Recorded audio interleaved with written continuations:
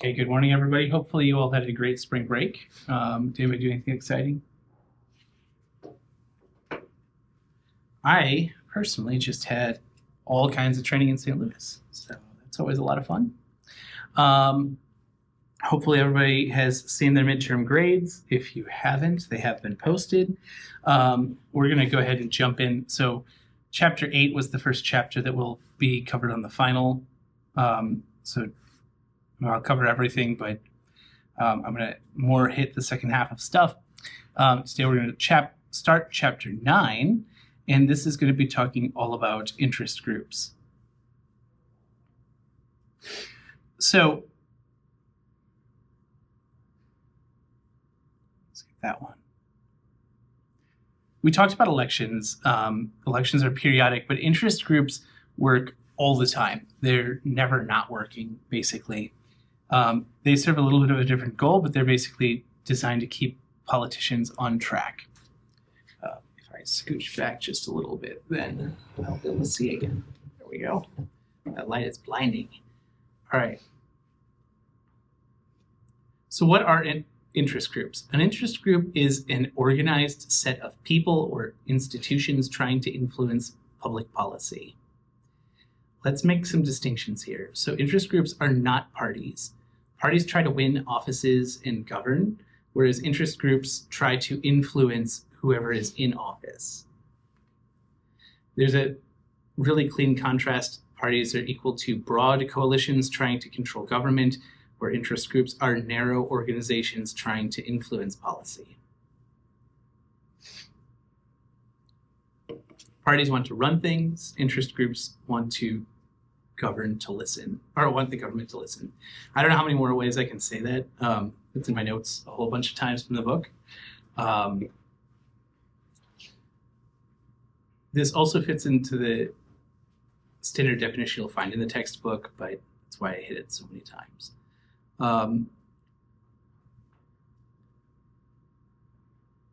Interest groups are a very, very broad category, however, because you have things like business groups, trade associations, professional associations, labor groups, citizens, public interest groups, ideological or issue groups, institutional groups. So for example, you guys may or may not know this, but when we begin talking about lobbying in just a couple of minutes, Lincoln University has someone at the Capitol who lobbies for them. We are sort of an interest group because we want the government to listen to us and give us the resources we need to keep doing our jobs. Not all groups, however, represent the same number of people, and not all groups have the same goals. Some are broad, some are very narrow. Some represent members, some mostly represent a cause. When we think about things like membership versus non-membership groups, you can think of something like people who are interested in abortion or the right to life as being one of those membership groups where this group is representing an idea, but also a whole bunch of people who are kind of behind them, versus something like a business group might have a much narrower thing. So a big company that doesn't want environmental protection regulations, most people, if they understood the science behind it, might be like, nah, we don't want them pouring that shit to our waterways. But they're representing an idea versus a membership. An interest group can represent millions of people or basically one very organized slice of them.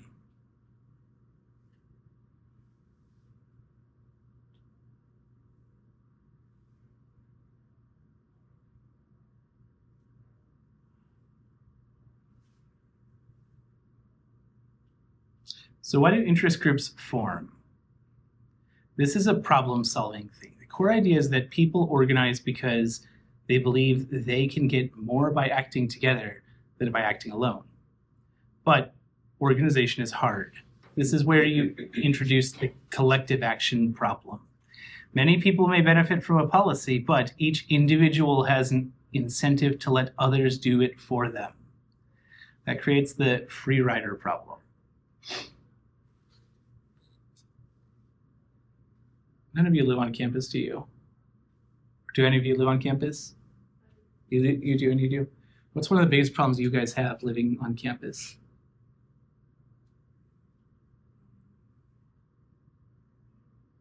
It always used to be the laundry. Have they fixed that? The bathrooms being nasty. Yeah, that's a God, that is one of the sole reasons why living in a dorm sucks. It's a lot of fun to have people to play Xbox with at 3 a.m. It's not very much fun when you have to shower on a Sunday afternoon and the janitors haven't been there for 48 hours. Yeah, let's say you guys want to do something about the bathroom. And basically what you want to do is lobby the university to have janitorial staff on the weekends, or you want them to clean it twice a day instead of once a day. All right, that's a good thing you can do, but when we talk about this freeloader problem, lots of people sitting around talking about it might get people inspired to do something, but it's a lot easier for me if I'm living in the dorm to be like, you got this. You go talk to the dean. You can handle this. I'm getting the benefit of the work you're doing, but I'm not actually doing anything from it. Everybody has those individual incentives to let other people do the work for them. It makes it really hard to get things done then, because if everybody's kind of sitting around being like, oh, this is somebody else's problem. Yeah, it would benefit me, but then it's unlikely that we ever actually get it done. So examples that work well, students who borrow debt. There is so much student debt right now. And you guys may or may not know this, but this started out as a government thing, and the government was like, we're going to give students the ability to get loans so they can attend school. But then they privatized it. And they said, okay, we're going to let these companies take that over. And so the interest rates are absolutely insane. If you put your money in the bank right now, you'll make maybe 1% per year on that money. But if you have a student loan, it's like 8 or 9% per year that you're paying in interest.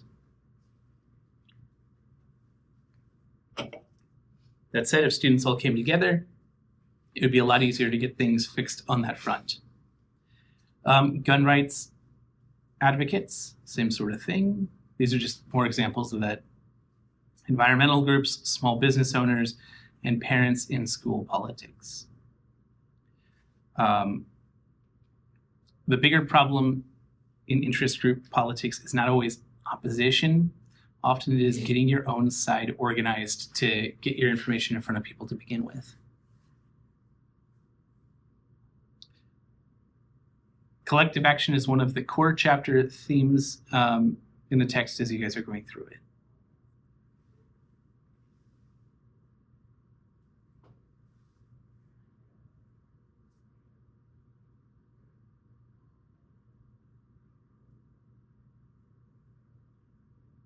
I'm going to change this activity into just something we'll talk through really fast.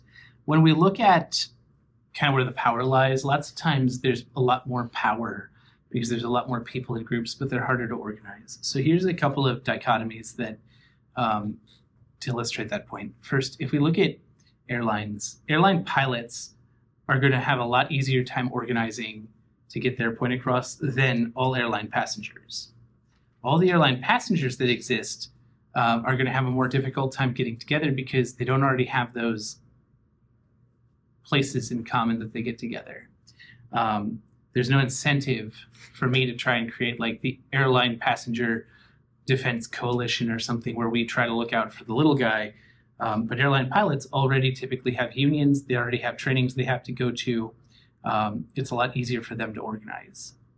Similarly, corn producers are going to have an easier time organizing than all grocery store shoppers.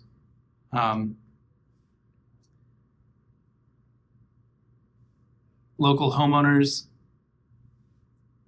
similarly, compared to all renters in a metro area. Groups organize more easily when they have concentrated interests, high stakes, clear membership, easier communication, and more resources. So if we go back up and look at something like the corn producers, they're going to have concentrated interests because most people who grow corn are interested in higher corn prices, lower costs. They have higher stakes because this is their entire livelihood. It's not just like, hey, when I go to the grocery store, I want to pay 50 cents for an ear of corn on the cob versus $1.50. This could make or break a small farm. There's a clear membership. Do I fit into the category of people that are going to be shopping at a grocery store for corn? Maybe. If I'm growing corn, am I a corn producer? 100%. Very easy to tell that I'm a member of that. There's easier communication because, again, there's not really a system designed for all grocery store shoppers to talk to each other. But if you're a farmer who's growing corn, there are entire magazines devoted to that. It's easier for you to come together as a collective. The communication is superior. And then also when we look at the resources, me as a shopper, even if I am extremely wealthy, I maybe don't want to spend resources on influencing the price of corn. Where a corn producer, they have tons of incentive to spend as much money as they can to get those prices higher.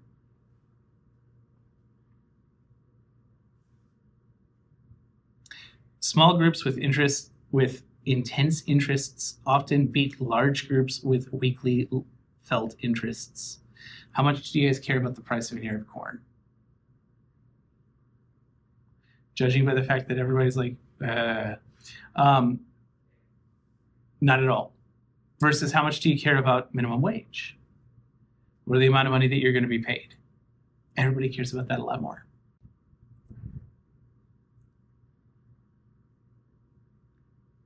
So what do groups need to organize? They need money, members, staff, leadership, expertise, access, and credibility. And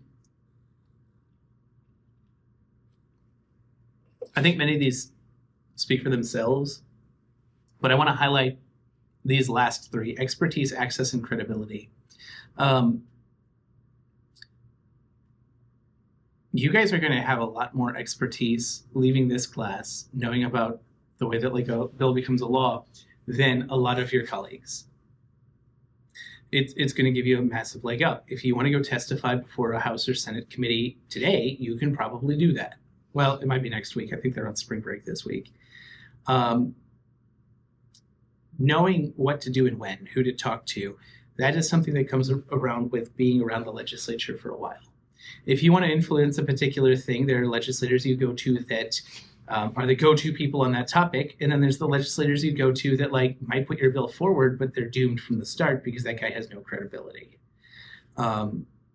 Knowing that is the expertise you need to basically form this coalition and make it effective. Access. Can you actually get to the people you need? If you're trying to make a group of airline passengers, do you have access to airline passengers? Do you have the ability to get to the people you want to talk about? But also, when you go to lobby, do you have the ability to get to the senators and representatives that you want to talk to? And then finally, credibility. I like to think that credibility is really the only thing we've got. That's our biggest asset, because this is something you can earn. It's something you can lose. But if you've got credibility, you're going to go a lot further than if you don't. And basically, with credibility, it's, are the people who you go talk to going to listen to what you have to say? If you're a person known for reneging on promises and just trying to stir the pot and everything, you don't have much credibility.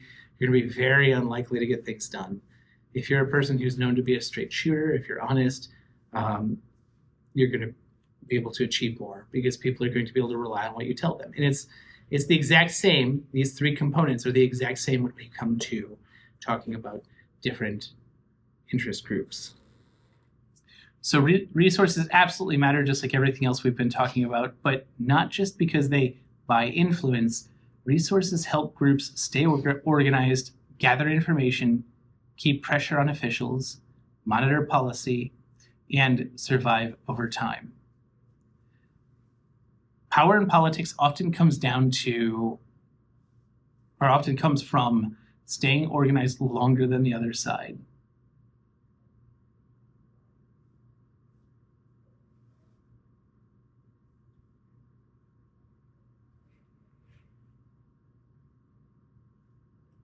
All right, when we're looking at interest groups, one thing you should keep in mind, kind of like statistics and everything else, they could have a name that makes you think, oh, this is something I might be interested in. They could have a reputation that you like, but I want you to think about 6 different things when we're actually talking about an interest group. So you can assess, is this a group that you actually feel strongly about, or is it something that is kind of tricking you into being on their side? So 1, what is the interest at stake? I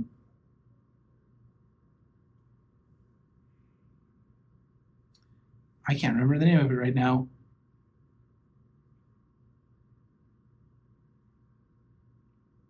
There was a group from a long time ago called Focus on the Family, which sounds great, right? Like everybody thinks that having a family is a great idea. They're an extremely right-wing group, and a lot of their ideals are very religious-based. So while we might agree that focusing on the family is an important thing, the interest they're actually serving may or may not be an interest you're interested in. Number 2, who benefits and who pays? If we're going to focus on the family, for example, or let's take Donald Trump's border wall. If we look at the border wall from 2016 that was promised and partially built, but it obviously wasn't brought back up once we had the next Donald Trump presidency. Who's going to benefit from that? Well, the people who are building the wall, the contractors, engineers, and everything. Who's going to pay for it? The taxpayers. But knowing something like that is an important thing to, again, assess whether or not this is an interest you care about. Is the interest concentrated or diffuse? What do we mean by that? Right now in Missouri, we talked about how there's a proposed plan to kill income tax. But that would raise sales tax. These are going to be diffuse interests. They kind of affect everybody. Versus at a federal level, a couple of years ago, the Internal Revenue Code was reformed, and everybody was given a small tax break to some extent. But then there were things like now jet fuel is tax deductible. How many of us are going around buying jet fuel? I thought you were about to raise your hand, and I was like, you are one awesome person. Please take me on your plane. Because none of us can really afford jet fuel, that is a concentrated outcome. It's wrapped up in this big bill that makes it seem diffuse. But if we're giving a tax break to the top 1%, the people who can actually own jets, then we are having a concentrated outcome. 4, what collective action problems exist? Why are we agreeing? Why do we want to fight for this? If it's the bathroom, we're fighting about it because nobody wants to have to try and get ready in a shower room that is just horribly disgusting. You guys have communal bathrooms, right? It's not like en suites. Yeah, that's what I thought. Because if it's like 2 dorm rooms share 1 bathroom, then that's on you all.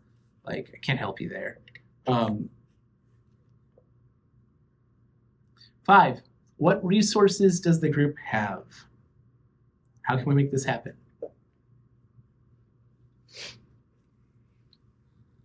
And then 6, why might the group succeed or fail?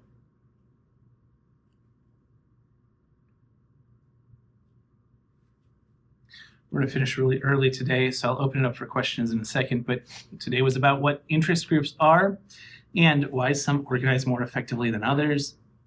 Next class is about what they actually do once they're organized, lobbying inside, outside strategies, and how much influence they really have.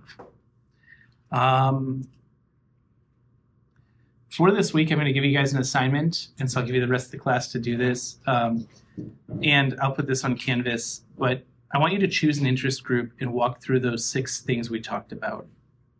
So what the group wants, whether its interest is concentrated or diffuse, what collective action problem it faces, what resources or organizational advantage it has, and whether you think it is likely to be effective or not. This can just be a thing where you fill in the blank. Like, I don't need a giant essay on it, but I just want you to have looked at something. So please cite your source on that. So if you look at, like the ACLU, if you want to do the ACLU as an interest group, that's fantastic. Make sure you give me a reference to whatever you've looked at.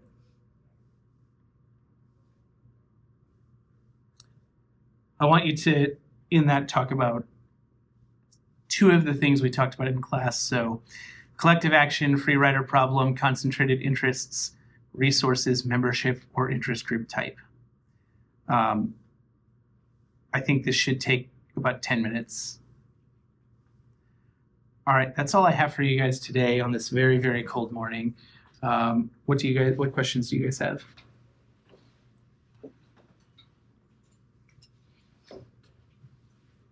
All right.